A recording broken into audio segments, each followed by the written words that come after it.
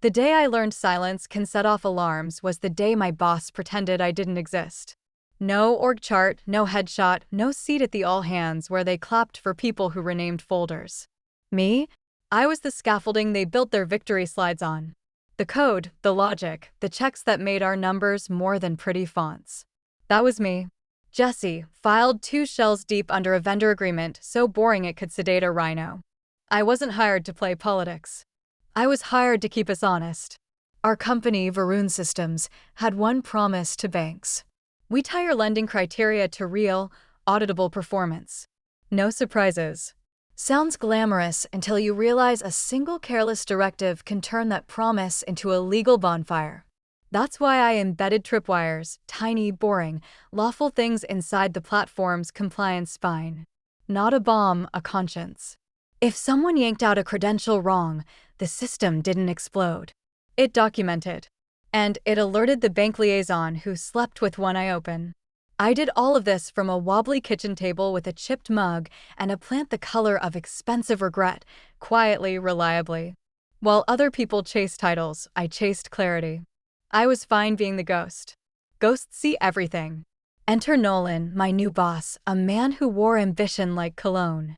He wasn't cruel in the cinematic way. He was worse. Impatient with the truth. He measured value in dashboards and volume. If you could say it louder, it must be right. He called my team backline operational overhead, which is corporate for I don't read, I skim. He loved to purge. New era, new energy, he announced in a meeting I wasn't invited to. He started cleaning up contractors because retaining knowledge is harder than deleting accounts. The irony? I wasn't on his books. Marcus, our CFO, had kept me under the compliance cost center, neat and defendable. Marcus had the slow, careful voice of a person who'd actually met a regulator. He once told me, "Your code is the seatbelt no one brags about until the crash." We understood each other. Then Marcus went on medical leave. No warning, just gone. A gap where a guardrail used to be. Nolan bloomed. He added himself to channels, asked performative questions, and demanded impact slides from people who shipped fixes while he slept. He started probing cost centers, eyes lighting up at anything labeled vendor. Someone must have told him I was that contractor in compliance. He never said my name. He called me the module. The message arrived late in the week. No greeting, no signature, just, "Your access will be reviewed. Prepare justification." The word review wore a smile that meant goodbye. I've been through 6 reorganizations. I knew the scent of a decision pretending to be a question. I didn't argue. I documented. Every pull request, every change log, every policy note with my initials tucked at the bottom like a watermark.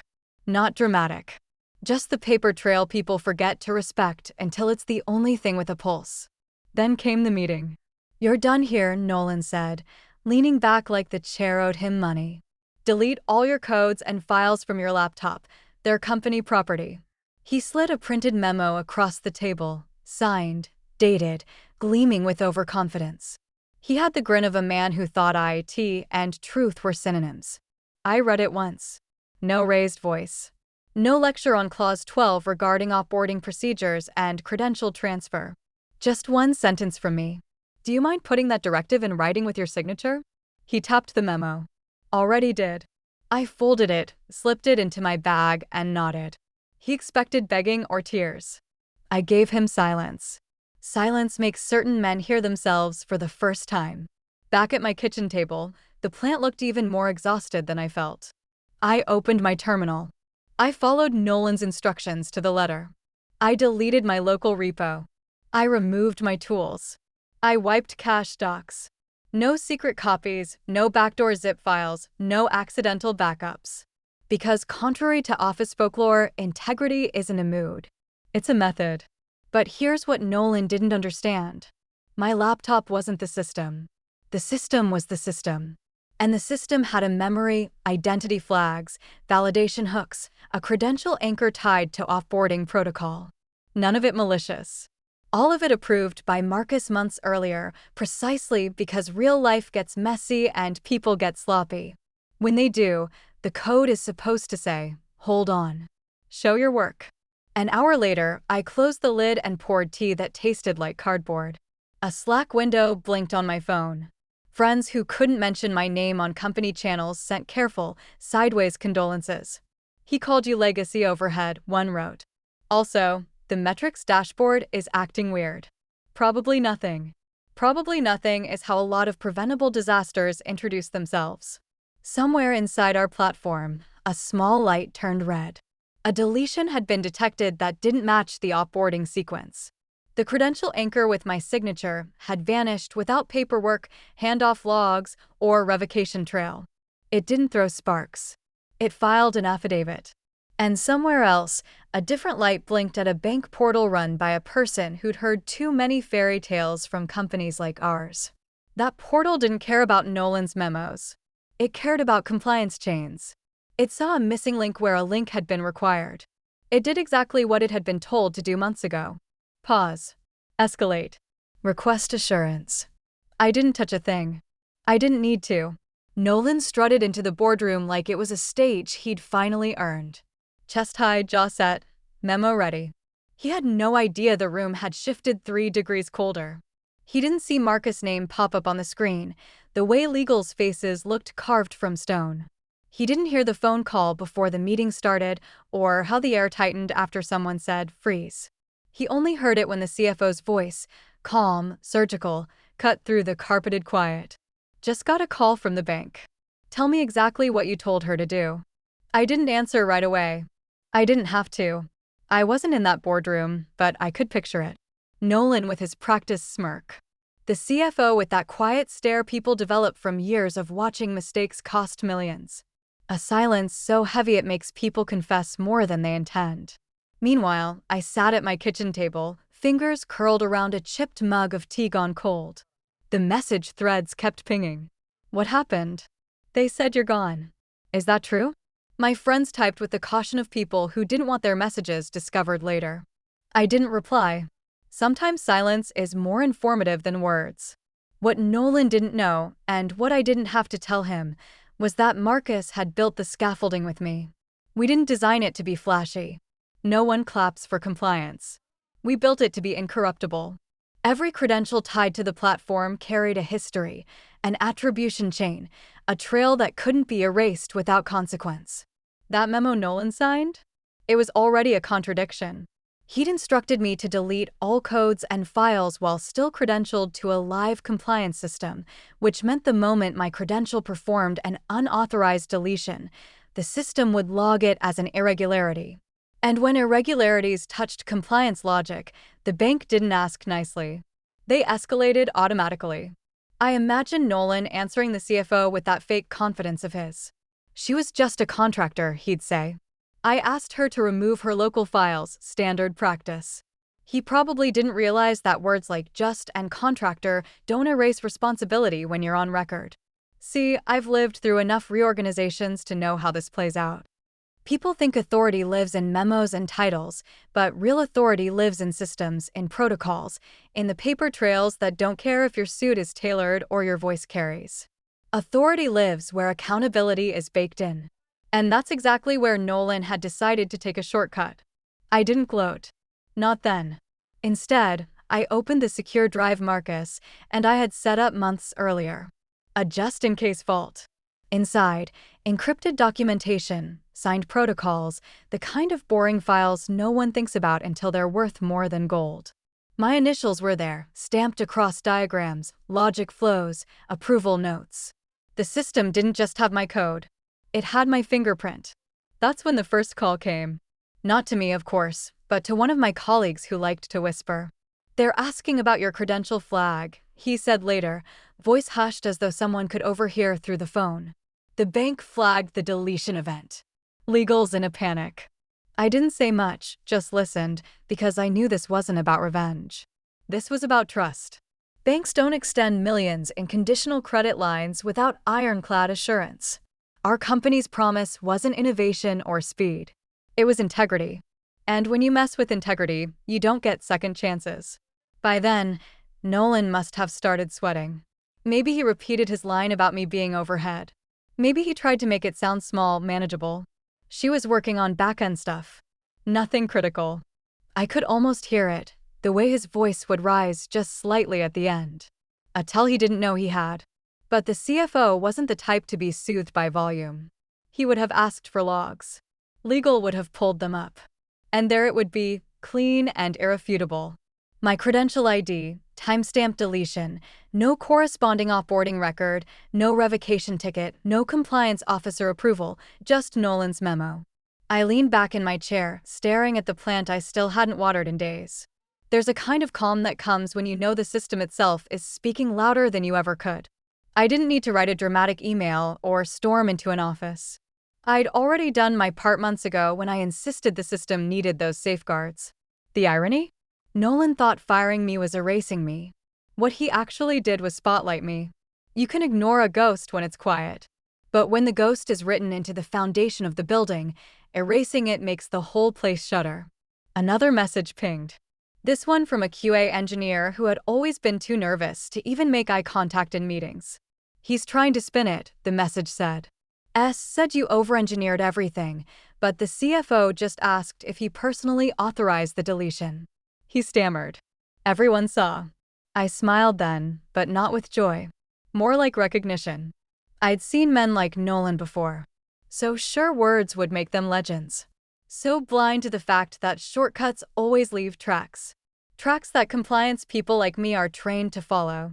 Back in that boardroom, I imagined the CFO lowering his voice, asking again, slower this time.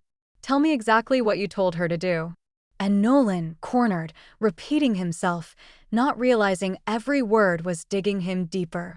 The truth wasn't complicated. It rarely is. He told me to delete everything, and I had, exactly as instructed. Now the system was asking the same question the CFO had, only the system wasn't going to accept spin for an answer. And that was only the beginning. By the next morning, the whispers had turned into noise. I didn't need to log into company Slack to know the temperature had shifted. My phone buzzed with vague texts from people who'd never dared to contact me outside of work hours. Are you okay? One wrote. He's blaming you, another added. Blaming me for what exactly? Doing what he told me to do? Deleting my local files? It was almost funny. Almost. What Nolan never understood is that when you work in compliance systems, every action is both an instruction and a confession.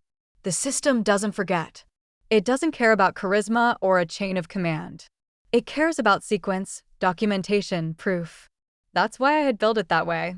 That's why Marcus had approved it. Later that morning, my phone buzzed again. This time from a number I didn't recognize. The message was short. Did he tell you to delete it? No greeting, no context. Just that one line. Marcus. It had to be him. No one else asked questions like scalpels. I didn't type an answer. Instead, I opened my bag and pulled out the memo Nolan had so generously signed. Black ink on white paper, his name scrawled at the bottom, timestamped. I scanned it, encrypted the file, and forwarded it to the secure channel Marcus, and I had used back when he still trusted me with keys nobody else knew existed. 5 minutes later, a Dropbox folder appeared in that channel. Inside were contracts, change logs, the architecture documents I thought had been archived into oblivion. He had kept them quietly, even after HR scrubbed me from the books. That was Marcus. Always cautious, always leaving breadcrumbs. And, just like that, the story stopped being about me. It became about the memo. From what I heard later, the CFO had placed it flat on the boardroom table, blinds half drawn against the morning sun. Everyone in the room leaned forward as if the page itself was radioactive. He ordered the contractor to erase system-critical files, the CFO said.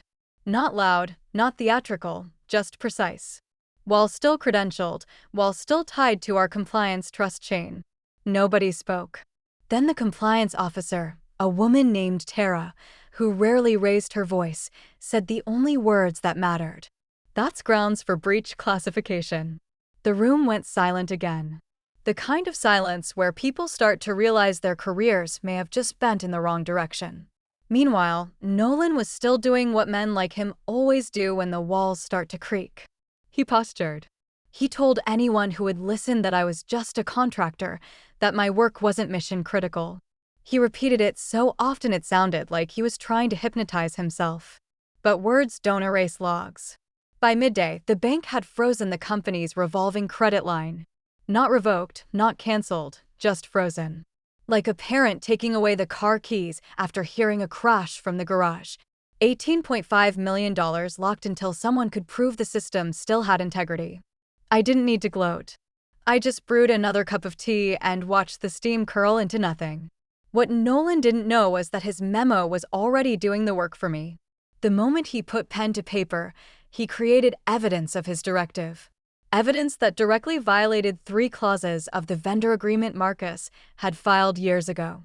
He thought he was erasing me, but all he had done was write me back into the story. This time as proof. That afternoon, a friend from QA called, voice trembling with both fear and glee. "Julie," she said. She still called me by my first name, though no one else at the company dared. "He's cornered. Legal's tearing through the logs. They can't find a single off-boarding ticket for you. No credential transfer. Nothing. Just his memo." I didn't reply right away. I let her talk. She needed to get it out. Finally, I said, "That's all they'll need." Because here's the thing. In corporate dramas, villains like Nolan always imagine the big showdown will be someone yelling across a table. But in reality, it's a piece of paper, a line of code, a time-stamped log, quiet evidence that doesn't flinch when confronted. That evening, I opened the secure drive again, staring at the memo glowing on my screen. It wasn't triumph I felt. It was something colder, heavier, like gravity pressing down. This wasn't about revenge anymore. It was about inevitability. The bank wanted documentation. Legal wanted answers. And Nolan had already provided both. He just didn't realize yet that the memo he handed me wasn't a shield. It was a blade, and it was already cutting. By Monday morning, the storm had a name. They were calling it the containment phase. It sounded clinical, harmless, even like something a doctor would say before handing you antibiotics. But inside systems, containment meant one thing. Nolan was no longer trusted. I wasn't in the building, but word traveled fast. Colleagues texted me in fragments, each piece painting a clearer picture than the last. "He's locked out of Slack. Legal has him in a conference room. Marcus is back." Marcus, back earlier than anyone expected. No memo, no announcement. He just walked into the building at 8 sharp, thin from treatment, but steady, sleeves rolled. The kind of presence that made people lower their voices without realizing why. The first words he supposedly spoke weren't greetings. They were a question. "Why is Jesse's credentials showing an irregular termination event?" That question landed like a hammer. Because there was no good answer. The logs were clean, time-stamped, my ID tied to a deletion that hadn't followed protocol. And Nolan's memo, his pride, his proof, was the only instruction tied to it. When pressed, Nolan did what men like him always do. He doubled down. She was a contractor. She had no ownership of the platform. He said it again and again, as though repetition could turn it into truth. But ownership wasn't the issue. Integrity was. And the system didn't care if I was full-time, part-time, or ghost. My signature was baked into the compliance scaffolding. The bank's trust chain ran through it. Removing me without a proper handoff wasn't just sloppy. It was negligent. Legal dissected everything. They didn't raise their voices. They whispered, passed papers across the table, highlighted clauses. Each missing log, each absent approval, each skipped step was another cut. By the time they were finished, Nolan's defenses looked less like an explanation and more like a confession. I pictured him sitting there, sweat pooling under his starched shirt, repeating, "Just a contractor," while the walls leaned in. Meanwhile, I sat at home with my cat sprawled across the printer, laptop closed. I hadn't touched a line of code since the deletion. I didn't need to. The system was speaking for me, louder and cleaner than I ever could. Every failed integrity check, every flagged anomaly, it was my testimony, automated, indisputable. Around mid-morning, Marcus sent me a single-line email. "Did you keep the memo?" I replied with the scanned copy, encrypted and time-stamped. His read receipt came through almost instantly. Later, a QA engineer called me, giddy in a way that only comes when fear gives way to relief. "Jesse," she said, they read his memo out loud in the room. Tara, the compliance officer, looked up and said, "That's breach-level negligence." He went pale, like completely white. I didn't laugh. Not because it wasn't satisfying, but because it was heavier than that. There's nothing funny about someone gambling with systems people trust to hold millions. By noon, the board had been looped in. Investors wanted answers. The bank demanded assurance. And Nolan, he was suspended from all platform operations, pending compliance investigation. It was the kind of phrase that sounds neat on paper, but in reality means your career just got sealed in a plastic bag. Security escorted him out before he could even return to his desk. No farewell speeches, no dramatic outburst, just a man in a suit walking between two guards while the office pretended not to watch. I got another text from a colleague minutes later. He looked straight ahead. Didn't even blink. I poured myself another cup of tea. Let the silence fill the room. This wasn't revenge. This was gravity. A cause followed by its effect. Still, I couldn't help but think about how easily it could have gone differently.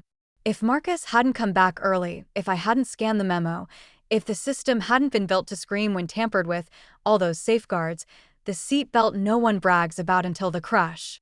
That night, Marcus called. His voice was tired but calm.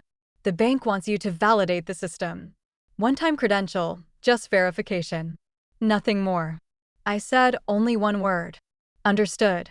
After we hung up, I sat in the dim light of my apartment, tea cooling by my hand, cat breathing slow beside me. For the first time in weeks, I felt something close to peace. Not triumph, not vindication, just the quiet knowledge that the system had worked exactly as it was meant to. And Nolan, he had learned what happens when you swing an axe at a ghost without checking what the ghost is holding up. The access link arrived as a single line from Marcus. One-time credential, restoration scope, audit visibility, no flourish, no apology. That's how he respected people, by trusting their work. I booted a clean terminal, the kind that sounds like a hospital room when it first wakes up, and stepped back into a system that still knew my name, even if the company tried to forget it. I didn't touch anything I wasn't authorized to touch. Real life isn't a movie where heroes smash keyboards and save the day in neon light. Real life is method. I ran integrity checks, compared hashes, followed the same checklist I'd written months earlier when coffee tasted less like duty. The failures lined up exactly where they should have. The credential anchor, the compliance hooks, the audit loop. It wasn't catastrophic. It was protective. A seat belt locked after a sudden stop. I pulled a lawful template from my encrypted store. My property, not theirs. Architecture, not IP. Think of it like a blueprint I drew on my own time that tells you where the beams go, but doesn't bring any wood. I slotted it against their live structure. Made sure every joint had a corresponding approval, then triggered the validator. The logs cleared one by one, slow and quiet, like a house exhaling after the wind passes. The bank's portal ticked from amber to green. No confetti, no applause, just a single confirmation line and a space to attach notes. I wrote the only sentence that mattered. System behaved as designed under unauthorized deletion directive. Integrity restored following verified remediation. Then I logged out. No victory lap, just a clean exit. My phone lit up seconds later. "Marcus." "It's stable," he said. A statement, not a question. I could hear conversation murmuring around him. The soft panic of senior people relearning humility. "Jesse, thank you." There was a pause, the kind you don't fill out of respect. Finally, I said, "It didn't fail. It worked." He exhaled. "I know." The rest moved quickly in that slow corporate way. Legal opened a folder labeled Findings. Nolan's memo sat on top, like a paperweight made of regret.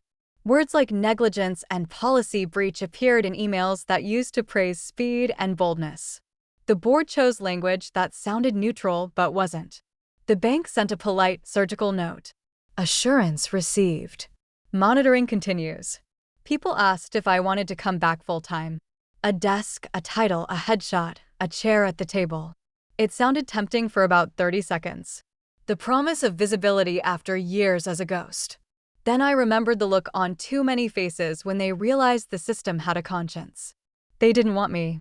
They wanted the feeling of safety my work bought them. Those are not the same thing. I asked for something else. A contract addendum that recognized architecture stewardship as part of risk management with direct reporting to compliance instead of operations. No performance decks, no vanity metrics.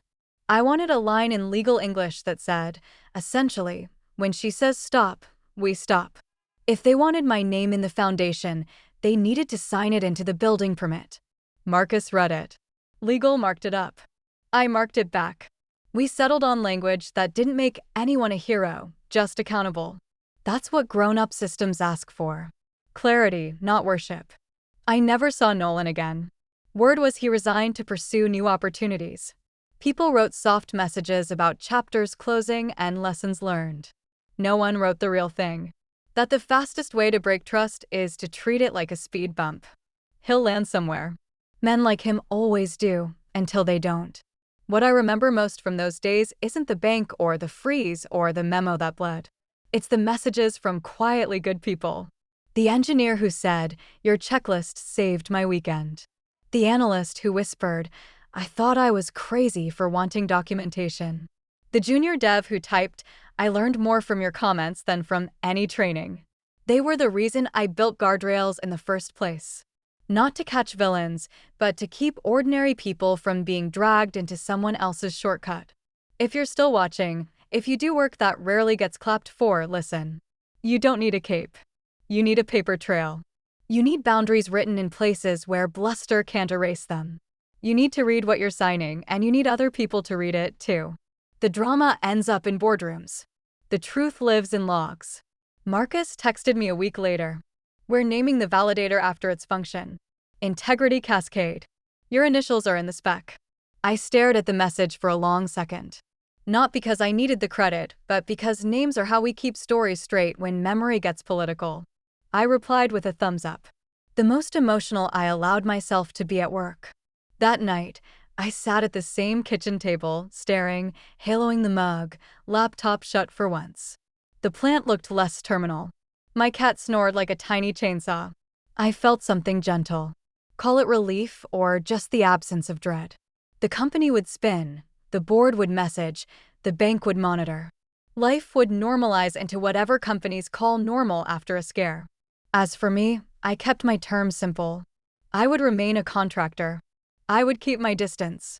I would keep the blueprint, the checklist, the anchors. I would keep the right to say no. Written somewhere, ink can't be heat treated away. There's a temptation after a story like this to declare victory. To say justice was done and the bad guy got walked out between two polite men in security blazers. But the truth is quieter. Justice, when it shows up at all, looks like a green light on a dashboard and a signed clause in an agreement. It looks like a system that refuses to forget. I lifted my mug and said it out loud. For anyone who ever sat unseen at a kitchen table keeping the lights on for people who don't know where the breaker is, build it honest. Make it fail-safe and make them sign.